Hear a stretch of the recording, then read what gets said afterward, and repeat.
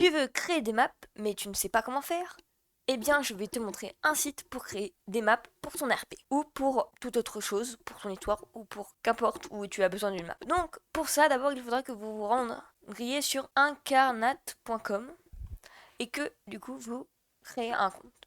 À partir de là, là je suis sur l'interface principale quand vous aurez créé un compte. Et je vais vous expliquer. Alors déjà là vous avez le logo. Là vous avez donc les plans, donc c'est toutes vos cartes. Là vous avez explorer. Et là vous allez passer à pro, LED et notification du coup pour tout ce qui est mage. Et votre compte. Donc là par exemple vous pouvez aller sur le détail du compte. Et vous aurez du coup le détail du compte.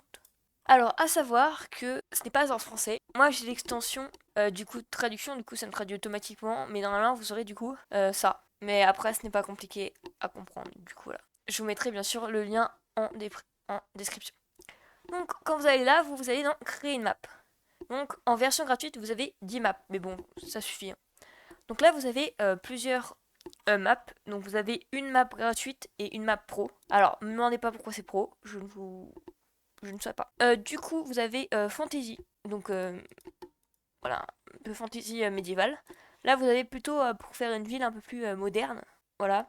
Là, vous avez plus pour faire eh bien, des maisons, des pièces, des grottes. Là, c'est pour du coup plus faire ce style-là. Je ne saurais pas comment expliquer. Et là, c'est plus pour faire une carte. Voilà, des cartes, des grandes cartes du monde, par exemple. Donc, vous choisissez votre style. Et du coup, après, vous arrivez normalement sur rien du tout. Donc, moi, j'ai fait ce petit pattern là de terre. Mais du coup, voilà. Vous n'aurez pas le même fond et peut-être pas la même terre en différent des types que vous avez choisis. Donc d'abord, je vais vous expliquer. Donc ici, vous avez tout ce qui est récupération, retourner à mes cartes, modifier les détails de la carte, sauvegarder en tant que clone, exporter en tant qu'image, exporter sauvegarde en ligne, enfin voilà. Tout ce qui est logique. Là, vous avez du coup revenir en arrière ou revenir en avant. Là, vous avez du coup l'historique des modifications. Là, vous avez du coup vos formes. Donc là, la forme libre, qui est celle-là. La forme rond, où c'est juste faire un rond tout simplement. Forme quadrillée, du coup, c'est pour faire pour suivre le quadrillage. Là, du coup, c'est pour du coup remplir quelque chose, tout simplement, juste remplir.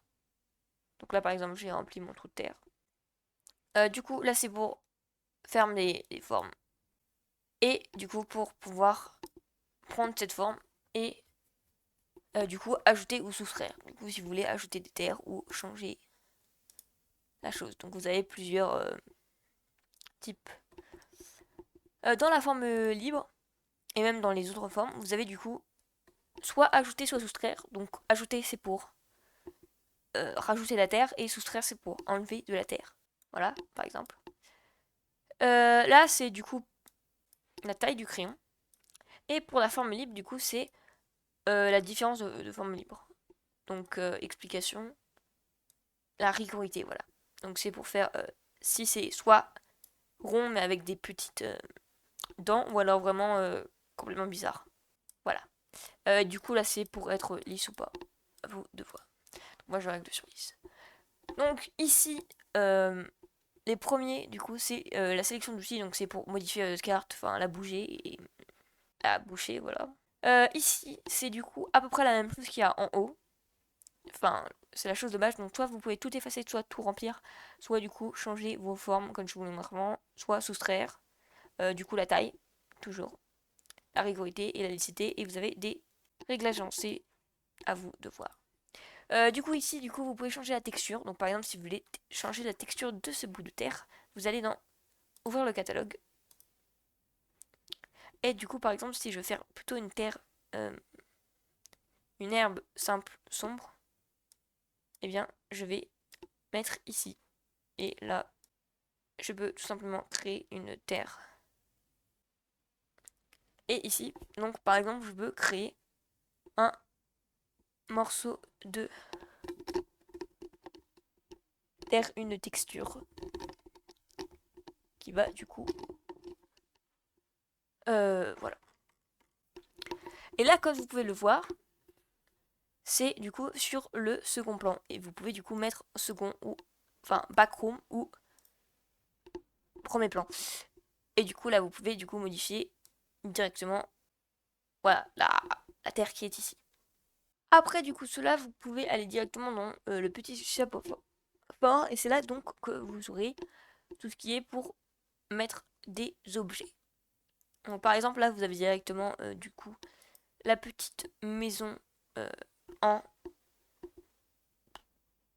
auteur, et euh, vous en avez plusieurs. Donc, par exemple, si vous ouvrez le catalogue, vous avez du coup tout cela qui sont gratuites. Sinon, les autres sont payantes. Après, ça nous fait pour des plans simples, dans des cartes simples, c'est satisfaisant, d'après moi. Et donc ici, vous pouvez voir que vous avez plusieurs maisons. Donc c'est tout simplement que vous avez plusieurs patterns. Donc vous avez, là, vous avez 14 patterns. J'appelle ça des patterns. Hein. Bref, plusieurs styles différents.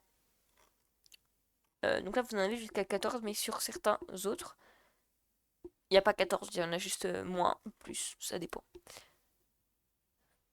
Donc là, vous pouvez régler leur taille, leur opacité, la tournure, enfin genre comment il est tourné, donc de 0 à 360 degrés.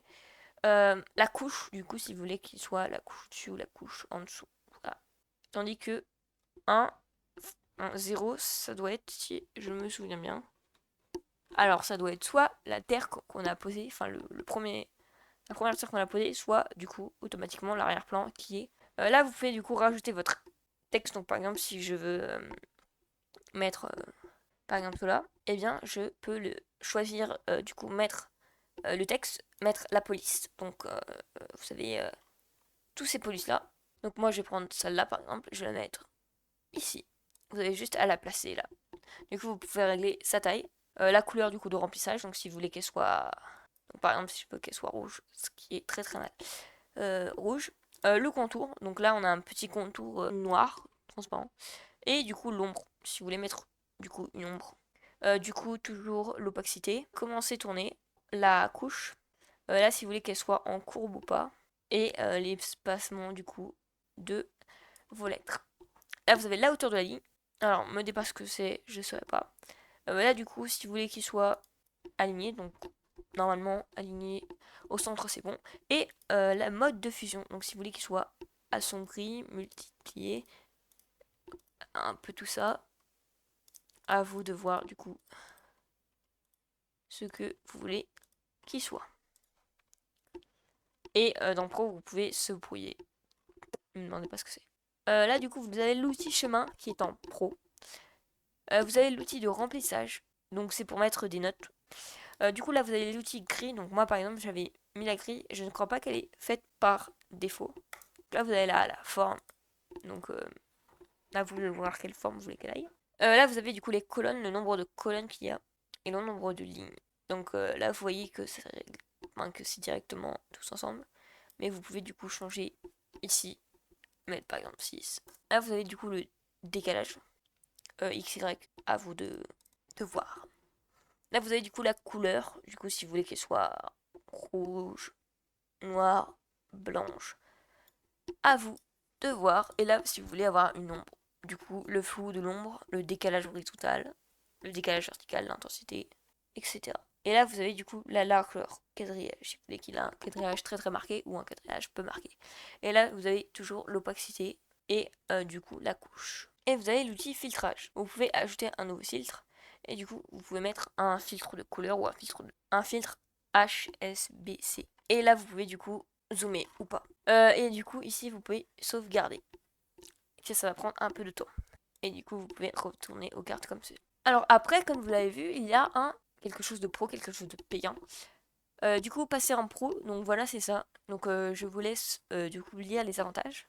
Alors, il faut savoir que c'est, enfin, moi personnellement, je trouve que c'est pas non plus super cher parce que c'est 25 $ par an, ce qui est, je crois bien, enfin, les prix vont être en euros, vont s'afficher maintenant, enfin, à l'heure où je vais tourner la vidéo. Je crois que le dollar, c'est presque la même chose que l'euro, du coup, ça doit être à peu près 25 €.